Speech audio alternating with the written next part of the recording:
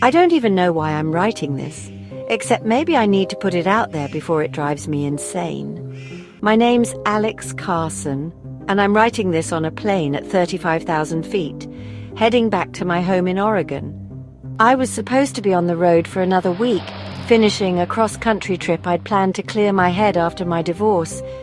But something happened, something I can't explain, and now I'm leaving my car behind, arranging for it to be shipped back to me, because there's no way I'm ever taking that route again. I left Denver a week ago. I wasn't in a hurry, just taking my time, driving wherever the mood struck me. By the second day, I found myself on Highway 16, deep in the Midwest. It's one of those roads that feels endless, stretching through flat plains, dense woods, and the occasional ghost of a town. Perfect for the solitude I was craving. That first night, I pulled into a small motel. It was the kind of place you'd pass without noticing, a squat building with peeling paint and a flickering neon sign. I checked in, ate a cold sandwich from a gas station and tried to relax, but I couldn't shake this odd feeling like someone was watching me. It was subtle at first, just a tingle at the back of my neck. I told myself it was just my nerves. After all, I'd been through a lot recently, and maybe the loneliness of the road was messing with my head. But when I stepped outside for some air, I saw him, or it. At first, I thought it was a man. He was standing far down the road, just outside the glow of the motel's lights. He didn't move, just stood there facing me. Great.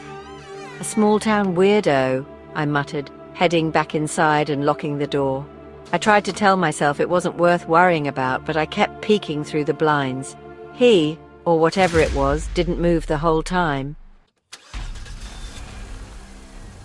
The next day, I hit the road early, trying to put distance between myself and that motel.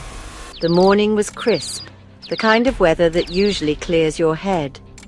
But as the miles rolled by, I couldn't shake the unease from the night before. Around mid-afternoon, as I drove past a dense stretch of woods, I heard it. Footsteps. At first I thought I was imagining things.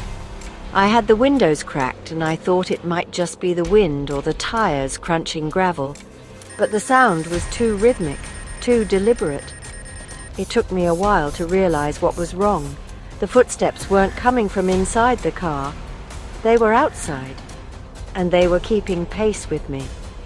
I slowed down, almost to a crawl, but the sound didn't stop. It stayed with me, matching my speed exactly. I stopped the car entirely, my hands shaking, and rolled down the window. The woods were silent, except for the soft rustling of leaves. But then, I heard it again, closer this time. I slammed the window shut, my heart racing, and sped off down the road. I didn't stop until I reached the next town, where I checked into another motel. That night, I couldn't sleep. Every creak of the building, every gust of wind felt like something trying to get in. By the third day, I was exhausted. My nerves were shot, but I kept telling myself I was overreacting. I had to be. The loneliness of the road, the lingering stress from the divorce, it was all in my head. At least that's what I thought until the accident. It happened just after lunch. I'd been driving for hours when I hit a deep pothole. The car jolted violently, and I heard the sickening sound of something snapping. I pulled over and saw the damage. The front axle was slightly bent, and one of the tires was flat. I had no choice but to fix it myself. I grabbed the jack and spare from the trunk and got to work. That's when I felt it again, that suffocating feeling of being watched. I straightened up and scanned the road. It was empty, but the woods just beyond the ditch, they were too quiet. No birds, no insects, nothing. And then I saw him. The figure was standing just inside the tree line, maybe 50 feet away. It was the same shape I'd seen outside the motel, but now it was closer. And it wasn't moving. I froze, my heart pounding so hard it felt like it might burst. "Who's there?" I shouted, trying to sound braver than I felt. No response. I turned back to the car, working as fast as I could to change the tire, but every few seconds I would glance back, and each time the figure was closer. It wasn't walking. It wasn't even moving in the way a person should.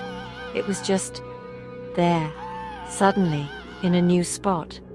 By the time I finished, it was less than 20 feet away. The face, or what should have been a face, was long and pale, with hollow black pits where the eyes should have been. And then it smiled. It was the most unnatural thing I've ever seen, like someone who didn't understand how smiles worked, too wide, too sharp. I didn't wait to see what would happen next. I threw the tools into the trunk, jumped into the car and floored it. I didn't stop driving until I reached a small airport on the outskirts of a larger town. I didn't care about the cost. I booked the first flight out and left my car in the parking lot. Now, as I sit on this plane, I keep replaying the last few moments in my mind. As I drove away, I glanced in the rearview mirror. The figure was standing in the middle of the road watching me. And just before I lost sight of it, I swear I heard it whisper my name.